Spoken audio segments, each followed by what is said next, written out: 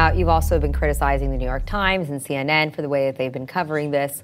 I guess it's understandable, right? We know why governments try to put a positive spin on any kind of story. But what would be in it for the New York Times? They are an independent media outlet. They do good journalism sometimes and win big awards for it. So why would it be in their favor, in their interest at all, to not just be straightforward about what happened?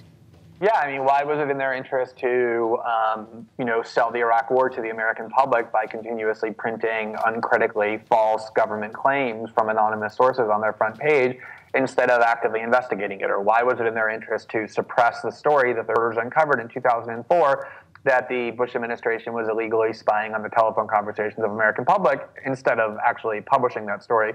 And I think we've seen this over and over, but in this case, I have to say, I mean, the behavior of the New York Times in particular, along with CNN, is even more disgraceful than usual. I mean, it's really absolutely shameful how they've behaved when it comes to reporting on the story.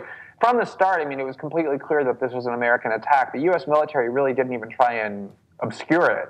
They essentially, from the beginning, as you indicated in the opening, said, we think this is probably some collateral damage on a medical facility that we caused during an airstrike. Everyone knew this was from the United States. And some media outlets said it explicitly, including the Wall Street Journal, where their headline was, a U.S. airstrike kills 19 people in a hospital in Afghanistan. Other media outlets were a little bit more cautious, saying a suspected airstrike by the U.S., but the New York Times has gone out of its way over and over in every article they publish to hide the fact that it's the U.S.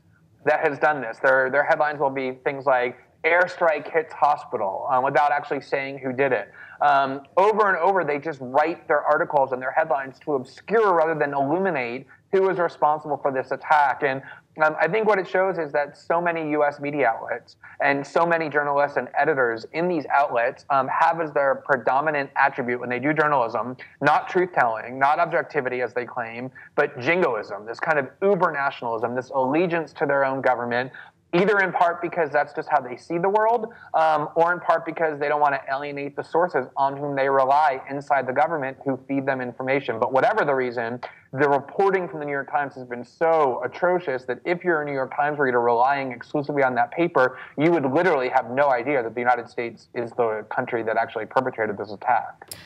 Would you say in that case that the New York Times hasn't gotten any better since Iraq, or has it learned some lessons? It is hard, as you suggested, to talk about the New York Times collectively because there are thousands of journalists and reporters and editors inside that newspaper, and some of them do things much differently than others.